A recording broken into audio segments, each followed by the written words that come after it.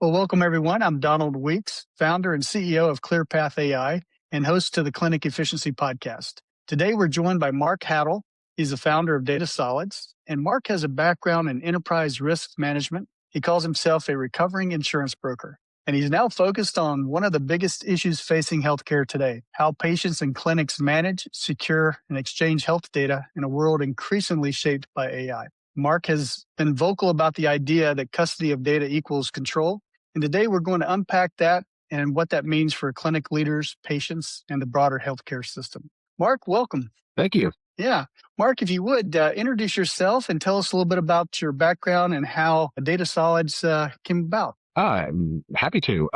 Marc Haddle had a long career in enterprise risk management, recovering insurance broker. And, just throughout that entire career journey, I was constantly around these kind of multi-party process environments to where information needed to be shared amongst parties and needed to be shielded from, people that didn't need to see it. So, CFOs don't want anybody else seeing the quarterly report that hasn't been made public yet. There may be some, receivables that are kind of aged or anything. It's all about controlling the access to the information. It was really interesting to see how all of these function, especially when these process environments really extend beyond corporate borders, and which has a shift in the governance of how it's being treated and how it's being handled, and certainly how it's being secured. Just because there are possible liabilities involved in that, but also it's just best practices about how information is treated, managed, and protected.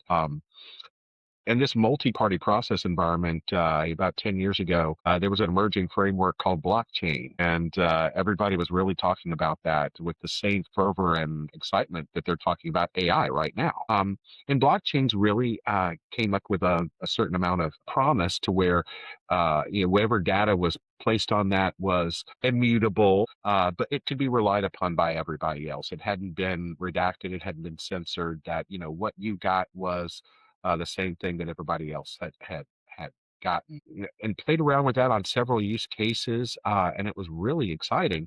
But I really got to the point when it came to blockchain as a framework, it was really computationally costly, and especially at scale. And depending on the type of data that you deal with, maybe blockchain wasn't the best framework to use. When it comes to health data, those of us that are fairly healthy, our health data will sit static for, maybe a period of months or possibly even years, but it's between encounters. And as we know that whenever we have a doctor's appointment, all of the clinical notes and the test results, those don't all come in at the same time. And so how do you, if you're looking at a blockchain application of maybe tokenizing the medical records, how do you have everything kind of in a staging area before you realize, okay, do we have everything so we can now mint a token around this particular data set? And so I was like, well, this staging element is actually the important part here. And why? And we don't necessarily need to do a blockchain element to that, because blockchains, have a computation cost, and how is that transaction economics managed? And no one has really figured out how to do that yet. And so blockchain may be great in other areas, but for health data, it's not going to be the best one out there. But at the same time, there needs to be an improvement over what exists right now. And as patients, all of our medical records are fragmented and scattered across multiple siloed systems, each with a separate implementation, each with a separate services agreement, each with a separate implementation. And so it's just all over the place. And we got this way through this asymmetric adoption of digital technologies. And the natural solution would be to have it all in a complete record and have that in one place. The problem is, where is that one place? Because it really can't be any of the incumbent data stewards, because that would give them an imperialistic monopoly on the patient data, and the competitive landscape would never allow that to happen. So I start looking at saying, well, there is a single common element in every treatment plan, episode of care, claims adjudication environment, and that's the patient.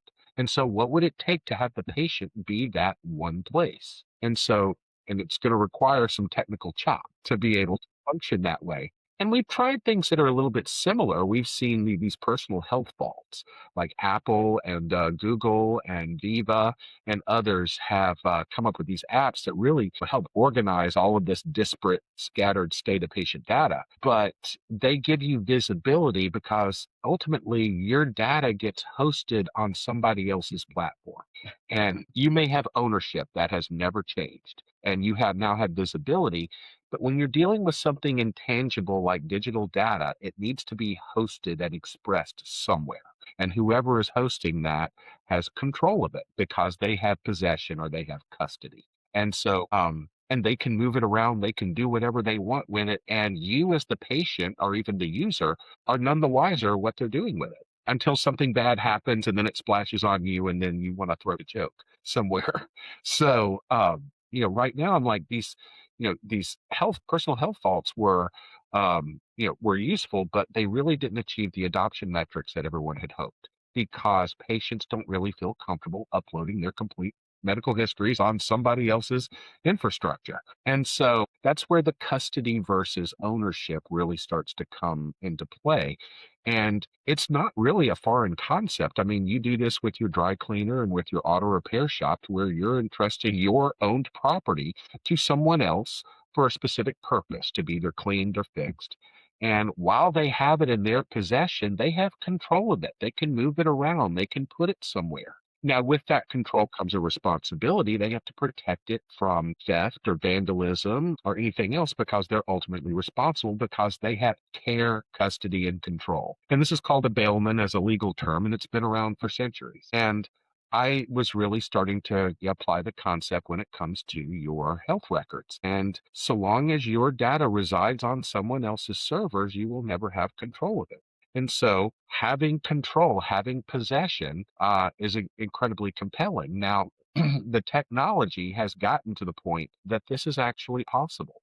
And it's been around for a decade now, and it's been tried in other areas with different use cases. And so you have a strong amount of validation in place. No one has really built this for the nuances of the US healthcare system, which is unlike any across the world. And so that's really how I arrived at the data solids concept, where it is controlled through custody to where you have your own personal data store that is not like the health vaults before. You need to have your own, it's a cloud container that you can take full possession of it, custody, and you as the patient are the single destination for the complete record. And this is bidirectional because clinicians and researchers and analysts that need a patient data for their analysis, they really have a long. So this would be great if we could have a single destination for all of that. And so why not the patient? And this actually makes some sense because it has legal and regulatory weight behind it because data privacy is preserved because it's the patient. I'm the patient. And if I request my data from you, the provider, the health system, or even my health insurer, and I would like my actual data, not just the portal light version, the information as I call it, that I can get on the patient portal. I want the actual data that I can then share with anyone downstream. And that's especially important with certain patient populations that have these extended care journeys that really could benefit from this portability of their data as they navigate their care environment. Because right now, what happens is you've got one specialist is on one EHR platform, but those downstream from that are on different ones. And how does my data get to their in the first place so that my specialist or my clinician can have an informed opinion about what to do with my particular health situation. And so that data portability becomes especially important with these extended care journeys, but also rural health and tribal health to where people need to travel these longer distances. And if these providers don't have the patient data ahead of time, they've got to reschedule. It's like, we don't have your data. We cannot do anything impactful today. We need to reschedule your appointment. How does the third week of May sound? Not very Some, good. you know, No good. I need to see you before need to see these people and that people because what you do today, what we were planning to do, is going to have a direct impact on when I see these people, further down the road. And so there's that. But right now, patients are starting to become very concerned about secondary use of their health records, particularly training AI models and or even participation in a data economy. I think people understand that their data is being scraped and de-identified and packaged with many others of similar personas and similar attributes and are being sold on data marketplaces and to data brokers. And none of that trickles back to the patient. And some people are saying, wait a minute, I don't I don't like this. People are making a lot of money off my data. I try to tell people, I will tell patients, and I said, well, health data is a little bit interesting because it's no one party's exclusive property. Because, yes, it is, as a patient, it is your body data, but it's also the output and work product of a provider or a lab, and they have a valid claim of ownership as well. The differentiator is who holds it, who has custody of it. And that's mainly the patient right now. And so patients are now becoming quite frustrated about this. So that's really how we got started with data, because it's almost like the current landscape and the current exchange architectures and the different ecosystems out there really assume institutional control of it. And they just don't contemplate the patient having a role in that. Because traditionally, individual users, patients, in our use case, have never had that type of technical ability to store and share locally. And so that's what we have been building. And it's been a very fun journey because it does kind of challenge some existing ethos, and it does kind of bring a sea change to how patient data is stored and shared, but it elevates the patient to equal footing and technical parity in that exchange environment. Yeah. So, Well, you've covered quite a bit of it, but you've described yourself as a recovering insurance broker who moved into enterprise risk management.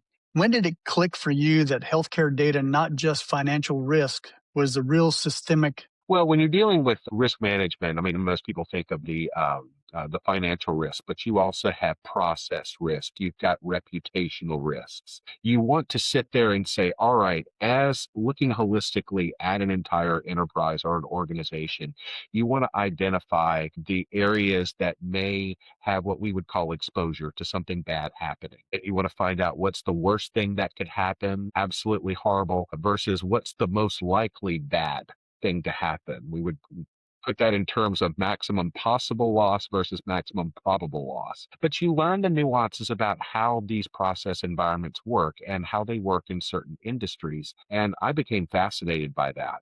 And there was a time in my career to where there was a shift within those that were placing these risks and identifying and analyzing them, to where you went away from just a pure risk transfer option to where we just buy insurance versus, okay, let's identify and manage everything within our organization that could happen.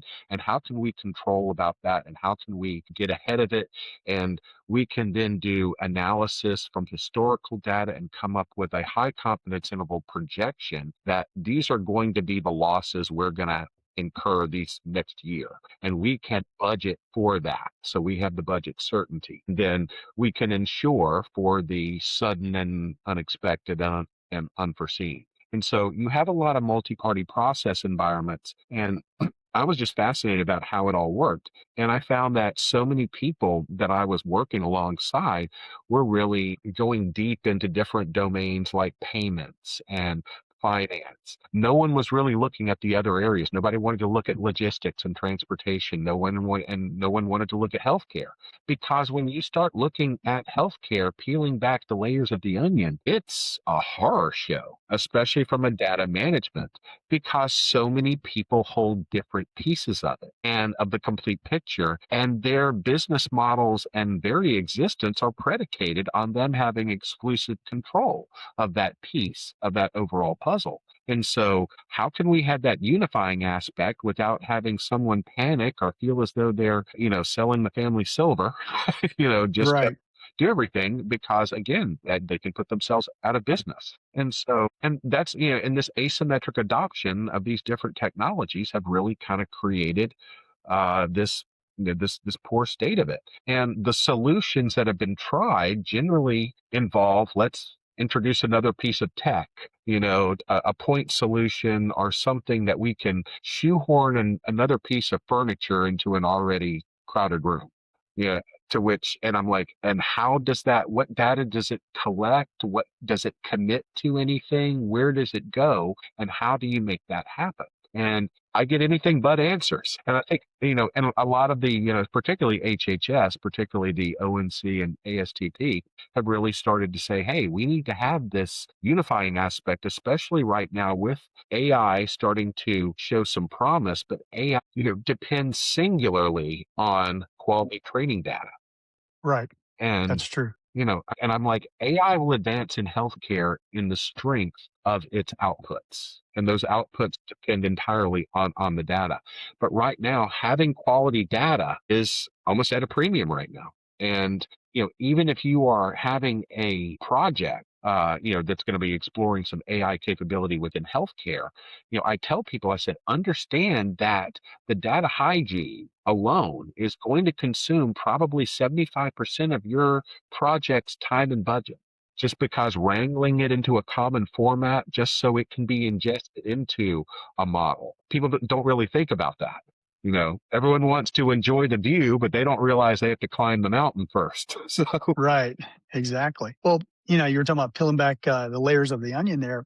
What were you seeing inside organizations that most people outside the system weren't aware of? was just that how the complete picture of a patient was, broken down into pieces and put in different buckets around Right. the Okay. cause. And actually, I saw that even within the same vendor, I would see health systems that would have. I mean, there was one I was looking at to where, they were a major implementation with one of the major EHR vendors out there, but internally they had 92 separate instances for this EHR, and pediatrics was on one, OB was on another, neurology was on a third, and all of that. And I'm like, but wait a minute, you're all the same corporate entity. Why all of this? Because again, it didn't all happen at once. It all happened in fits and starts.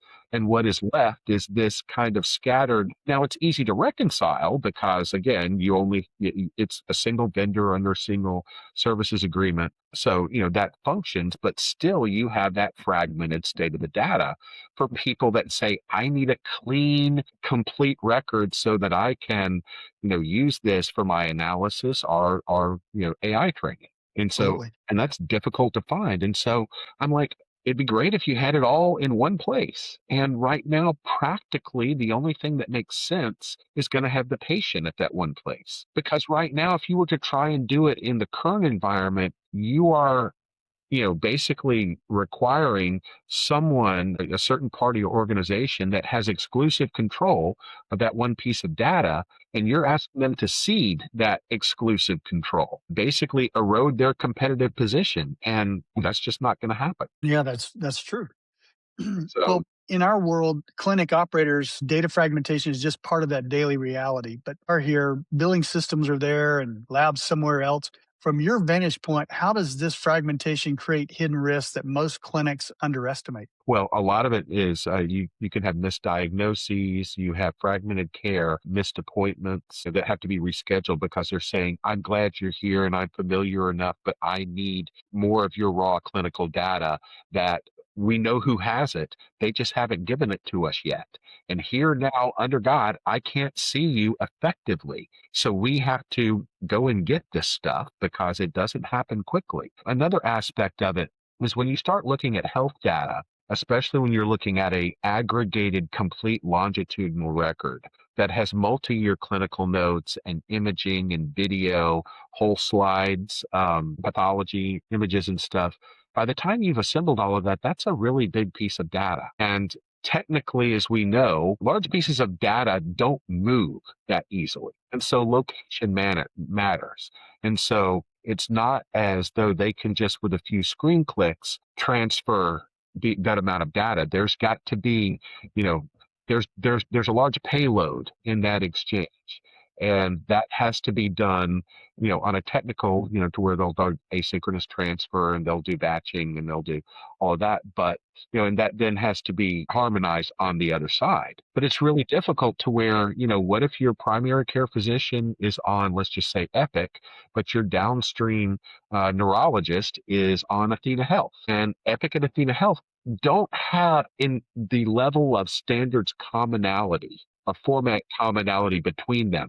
We're getting better because that's what these new initiatives out of HHS, particularly TEFCA and the Sequoia Project, are trying to, bring together a common set of standards so that the data that is exchanged between vendors can be relied upon for the clinicians. Because again, without eroding their competitive position, because once you do that, the people who can make things happen tend to get nervous. And human beings, we're flawed creatures. When we get nervous, we don't always do the best things. So Right. it seemed like a good idea at the time, but Right, exactly. Well, speaking about the fragmentations, what's the downstream operational cost of not solving that? well, more of the same of what we have right now. But right now, so much of there's a mad dash for fresh data because we need to constantly fine tune and optimize these training models so that they can deliver higher confidence interval outputs. I tell people, I said, AI is really, you're taking a large amount of data and you are condensing it into statistically weighted outputs that can be relied upon as actionable suggestions or even decisions. But at the same time, you need to be careful because IBM stated this famously back in 1979 that a computer can never be held accountable. So a computer should never be made it should never make a management decision. You must always have a human in the loop. And that's something people, especially patients and even the clinicians, are wary about because they're like, okay, I don't want to outsource all of my experience, training, and expertise to an algorithm. But it would be helpful if I could have a decision support enhancement, if I could have a swim buddy. I can't say Copilot because that's already been taken by Microsoft.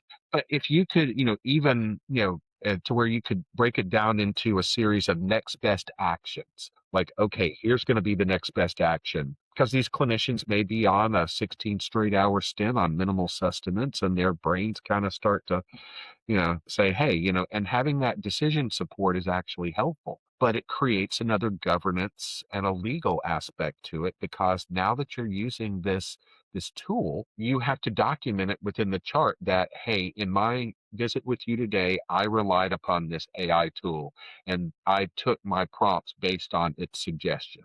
Conversely, it's also, yes, I did have the benefit of this AI tool today, but I did not like its suggestions. So I relied on my years of experience and clinical training for that. And I have to document that as well. So I've That's created interesting. another 5 or 6 work steps on top of the clinician who already has Sure, hundreds of them. sure. And, that's why you're starting to see a lot of this burnout because you've got a lot of, especially among the older physicians who remember when medicine was truly between you and your doctor. And now so many patients even feel that it's not between me and my doctor anymore. It's now between me and an entire health system that wants to collect as much data on me as possible. And I don't like that, especially if I'm living with, with a certain condition that causes me a lot of discomfort or, affects my quality of life. I want to find out how can I improve on that, and I need a doctor, someone that I am trusting and confiding in.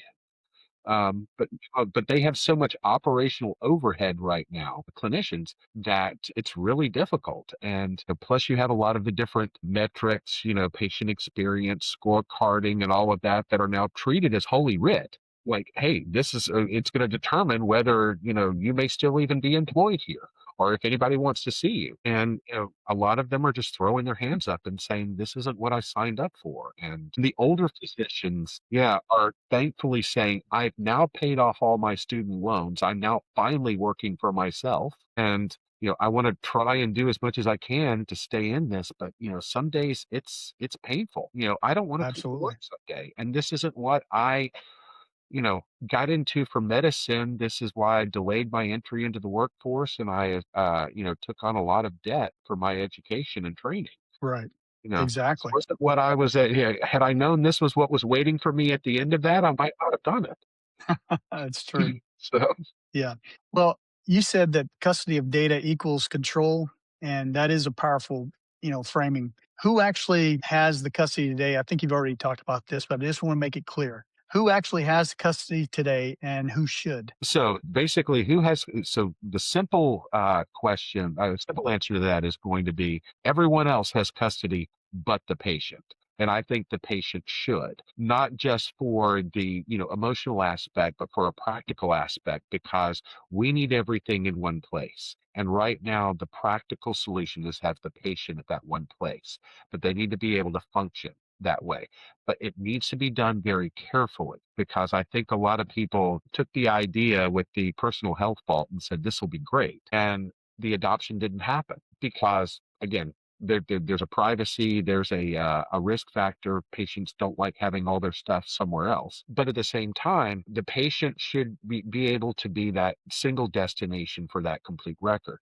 Now, at the same time, we humans are flawed creatures, and patients don't want to be active data managers, and they don't have to be. The main focus is that the pod exists, that personal data store exists and can be relied upon, but with patient controlling the access. And so you can have, let's just say, a an office staff of someone who you have an appointment with, say next week, saying, "Hi, we're looking forward to seeing you next week. Can you grab us access to your records so that we can, be amply prepared when we see each other next week." And at the same time, you also have clinical trial recruitment for those patients that would like to contribute to a body of knowledge or for drug discovery. Um, yeah, this is particularly impactful because right now, to recruit for clinical trials, you have no visibility into these patient databases, and you have to go hat in hand to these large academic institutions or these large health systems and saying, I'm working on this particular drug, or I'm working on this particular study, and I need 400 patients that have these particular criteria. And can you at least find some that I can maybe engage with? Again, that's a very fragmented process, and again, there's a high barrier to entry. You've got to pay for the visibility, and it's somewhat criminal at how much money is being put in on that. Right. Um, Right. but this allows for people that want to contribute to be identified, located, engaged, screened, onboarded, and managed in 2 minutes. And because a clinical trial recruiter described his job quite well. He said, I'm like a pilot trying to fly a plane with no windows, with a map, a compass, and a stopwatch. I mean, I can do it, but triangulation is all I have. And wow, it's painful. Yeah. Some days. Some days I need 3 gin and tonics just to unclench my jaw. So That's right. but it really, by shifting that architecture and elevating the patient, the ripple effects are across the entire spectrum, especially within public health when you're dealing with the data portability within tribal health, rural health, those with extended care journeys with multiple encounters with different people that are on different platforms. That portability is especially impactful, but having custody of the records, is such a change right now that people are kind of like, I see what it's going on, but gosh, this would be a lot to really build. And I'm like, not as hard as you think, because this has been attempted in other countries and has been validated. It's Right. just no one's done it for the US healthcare system. And so what we've done at Data Solids is we have set up the actual personal health pod architecture. And we've taken the open source model and we've stripped it down, and we've rebuilt it up to where it can be HIPAA compliant, a requirement, but also we want to be able to have that enhanced data privacy. Um, because patients now, they're like, well, now I hold my whole records, and now I'm a threat surface or I'm a honeypot. that someone's going to want to try and steal my data. And I'm like, well, we now have architectural details. We have abstraction layers. We have, of course, encryption at rest and in motion. But the thing about this is you no longer have that single centralized threat surface that you have. Right. It was announced last week, Yale Health just had a data breach to where I don't know the exact 14,000 records or something like that with Mhm. full with full identifying details were stolen. And Right. I'm Oh, like, that's not good. and patients are concerned about this because, Yeah. I told them when it comes to large enterprises, data security is overhead. It's not revenue. Yeah. So it's Yeah. not emphasized as well. Yeah. So, and, uh, and if that doesn't make me sleep well at night. I And know. so, but if you have localized control of everything on there, and it does not mean, one thing I want to say is, does not mean that we're getting rid of all these disparate sources. They are still going to be there. They still Right. need to be there. It's just right now they're going to be pieces of the puzzle that's going to be continuously updated. So I'm like, no, we're not putting the EHR vendors out of business. Not at all. We still they are the system of record. And I would not want to, impose that on a patient to become a system of record. Right. That properly should be there. But patients just need for operational efficiency and as well as, completeness. This Yeah. would be much better to have everything in one place and have that at the patient. But I Yeah. want So, them to be able to function as a sovereign node within the ecosystem. yeah, that's what I was just looking at in my notes here is talking about if the patient truly becomes a sovereign data hub. I mean, now the inefficiencies can go away. I mean, all the different doctors and the different offices that they have to go to is still going to be fragmented. But if that patient can give them access to their sovereign data hub, now all of a sudden they have that insight that they didn't have before. Yeah. So that's tremendous. Yeah. Well, and it's also the patient saying, I have just as much right to this data as you do. But there's been a power imbalance up until now that you have the means and infrastructure to collect and warehouse my data and I don't. Well, now I can now control my own data, have custody of my own data in the same formats and schemas that you commonly, traffic in every day. And that's really where a lot of these, previous initiatives have really fallen short.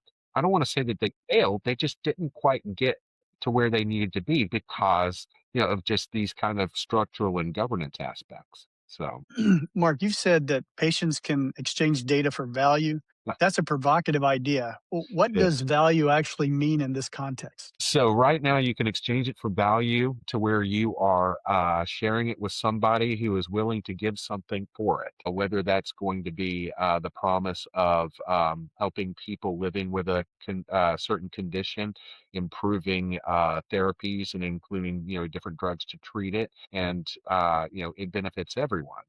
At the same time, there is a little bit of a controversial aspect that data, of course, has value. And we've heard for the past, 10 years at least, data is the new oil. And it's your data that many people want to be able to collect because that can give insights about how we can optimize our product or our marketing and have these more personalized omni-channel type experiences and stuff. And I commonly use as an illustration that people can have several social media accounts. And I'm like, do you pay for any of them? Are you a subscriber and stuff? And they're like, no. And I said, yeah, you're not paying for the product. You are the product. They want to know, what are you hovering your cursor over and reading? What are your clicks? What are your shopping habits? What do you like to, what content do you like to view? What are your Netflix? What's in your Netflix queue? You know, and even like with even just your cell phone data, your location and movement. I mean, how often do you go to this place, and how do people similar to you go to this place and all of that? Right. And you know, all this data is being exchanged, and there's a robust economy behind it, and the individual user has no place at that table. Right. And I tell everyone it's because who has control of the data, and Right. they understand that this is happening, but there's nothing they can do about it. I said, because you don't have control. And there are ways to get around the ownership aspect of it, but most of those are buried in the legal language that you just hit, I agree, and you may have consented to it. So Right. there's not really much you can do until you can take control of that data.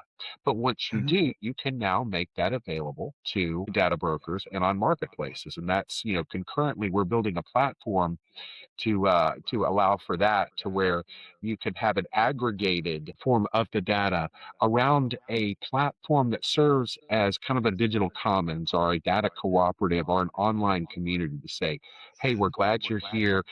Now that you have control of your data, here's how you can get the most out of it. Right. It's not a direct comparison, but just for illustration, I tell people like the early days of the internet when we had eBay. Mhm. And if you looked at it as it took complementary parties, buyers and sellers, and it gave them a transparent global platform to interact, make an exchange, and they facilitated the physical transfer of that, with discounts on the shipping, but as well as the financial transfer, which is how we got PayPal. And Right. so, having something like that is going to be a requirement because anytime you're exchanging something for value, you need to record the transaction, but you Mhm. also need to have the financial reporting that goes with that. Right. Or, or, or the tax authorities will shut you down very quickly. Right. So, Well, but that is what we want to do is now that you can join in that data economy, and yes, if successful, will bring a new asset class to the individual data. right. Well, I guess one of the questions I have is how can I become my own sovereign data hub? How can I get all of my data together like that that I can keep? Well, ideally, yeah, I mean, we could certainly sign people up, by, individual on that. But, what we want to Mhm. eventually do is sign these communities up. Right. Because the first wave of adopters, we want those patient populations that are very engaged in their healthcare, and Right. ideally that are fed up with the current state of it. Right. Right. Those are people that are like, I want this, I want to do this. And that's enough for us to say grace over for quite a while because that can be in the millions of patients. And as we're Yeah. building this solution, we want to be able to have that type of scale. Right. It's also creating, also when it comes to data privacy and security, you are decentralizing. And I don't like to say decentralizing because people think blockchain, and I don't want them thinking blockchain, but decentralizing it to where you're not having the whole castle being stormed and taken down. It's individual people have their own pieces of their complete pieces of their data. Right. So Right. Yeah, it's really fascinating. I mean, I know for myself, I had surgery many years ago and I was trying to find the information and trying to go back and find all the documents that, of course, we have our own medical files at home, and stuff like that, but trying to find all of this stuff and I just couldn't find the important stuff I needed. And not only that, I'd forgotten the doctor's name, so I had to go back to the hospital, try to figure out who it was and get all of the data. And I mean, it took me probably a month or so before I was able to get the information, but it took a while digging to find it. And and did they yeah, try and charge you for it as well? they did. They Yeah. tried to charge, yeah, for the records. Yeah. So yeah, Yeah, and really, and that's another thing when it comes to the fees exception and manner exception that they're talking about when it comes to the Cures Act, right, which has been a very powerful piece of legislation because it specifically defines access, exchange, and use of health data. And that's a problem right now because I'm like the data blob that you would get right now, you could not sit there and look at it or even access it without specialized knowledge or proprietary tools. And that's in blatant contravention of the use portion of the Cures Act, which clearly states unambiguously that whatever I receive from a provider, I should be able to act upon without special effort. So we're not quite there yet, but having a small language model that can summarize this is, I mean, an easy bolt-on, thing to say, okay, take a look at all of this and tell me what it means. And we right, already have that right now because that is what you see when you log on to your patient portal and they say, hey, I want to see my medical records.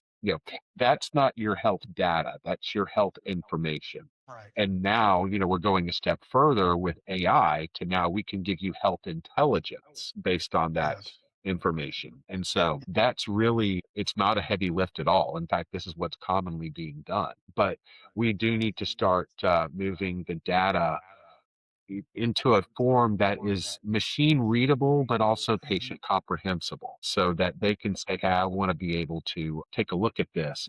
But at the same time, now that I have my own data store, I can now upload and contribute my wearables, my Correct. non-clinical data, Correct. which right now clinicians haven't paid a lot of attention to because they don't have the confidence in it. It's like this Correct. was captured outside of the clinical setting, and outside of the safeguards and controls about that. So I'm not going to rely upon that information as well. Well, but that's a lot of data that's still very useful and that has value. And people are saying, hey, you know what? Now we do want the wearables.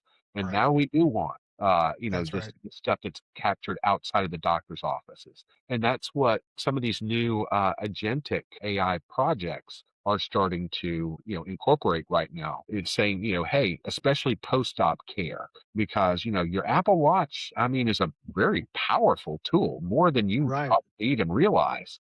Right. And, they want to, if you're recovering from, heart surgery and stuff, wear this and, commit your your heart rate, your variability, all of that, into your pod and let your clinician give them an evergreen access grant to, Right. to go at it so they can monitor you in real time. Well, Is yeah. it as powerful as being hooked up to an EKG? Maybe not, but it is almost, and it is enough to make the fact that you have to take time off and travel to see me and I can look at you and hook you up to something and get my own readings that are not that far off from what you got from your wearable. So I'm like, That's right. the reticence doesn't play as well as it did just a few short years ago. Right. No, that's good. Well, Mark, looking ahead 3 to 5 years from now, what signals will tell you that healthcare is actually moving toward a more secure, patient empowered data ecosystem? Well, when I look at patient empowerment and I hear that, and I think it's kind of a buzzword or a marketing term because I do kind of dig into it and say, tell me what that means when patients are empowered. And it's generally an emotional type, like, well, they feel better about their care journey. They feel better about their, how they're healing and getting better and everything. And I'm like, okay, well, a non-emotional response is, well, patient empowerment would be when they have real power. And I'm like, and that power would be control of a resource. And because that resource that the patient controls is superior and more complete and more current than is available anywhere else. That raises the patient's profile substantially because now you're valued because patients right now are almost seen as an afterthought. They're just raw material for, for people to show up and be treated, and of course, be billed for services. Because because again, in this new hyper-connected digital environment, individual users, patients, really are on the wrong end of the power imbalance, and so that's what we want to be able to solve for. But at the same time, you're solving a lot of the data liquidity problems that exist with this fragmented, scattered state of it. Mark, what's one misconception about healthcare data privacy that you wish more leaders understood? That HIPAA will keep you protected. Okay. HIPAA's been around for almost 30 years now. And Hmm. um, it has done a really good job at defining what you can and cannot do. And as far as when you are out of compliance, what can happen. But I do think that there are several aspects of the data privacy laws that lack the teeth, really, when it comes to enforcement, which means people can really violate them or step outside the guardrails of it without any real consequence. And that is one thing that I was heartened to see when it comes to the information blocking provisions is now that they have disincentives to where if you are found to be a regular habitual blocker of patient information, we can withhold your Medicare reimbursements and you will get there. Yeah, those aren't really enforcement fines or judgments. They're disincentives. Like, okay, we don't want to be all formal, but we can turn off the spigot. Do you want us to do that? And we can hit you in your pocket very quickly. And that is one way. Yeah, Right. And so, yeah, that is the one thing. And when it comes to data privacy, is the laws are there. It's just in practice, do they do a good job of actually protecting patient data? Because patient data is a little bit different than just your credit or your employment history and all of that. It has real impactful insights about you that, if they were in the wrong hands, could make, life impacting decisions regarding, your livelihood, your quality of life. I mean, if there was a data breach and someone was, it was, two candidates are in the running for either an internship or a grant or a job or something, and someone found some dark web information that one of these candidates a decade ago was in recovery for addiction, and they have been completely fine ever since. But that becomes the tiebreaker, and it never should have been, because that's data that never should have been in your possession ever, or even in your field of view ever. But you're going to make decisions on someone that are going to impact someone's life, and there was a trust that was breached there, because they want you to hold it, secure it, and keep it from prying eyes for this particular outcome, to keep that from happening. And again, when you're dealing with your consumer type stuff, it's one thing, but when people are dealing with health, that's something else entirely. Absolutely. Well, Mark, this has been incredibly insightful. I appreciate the way that you think about risk and not just defensively, but as an opportunity to redesign the system in a smarter way. And thank you so much for sharing your insights. This was incredibly valuable.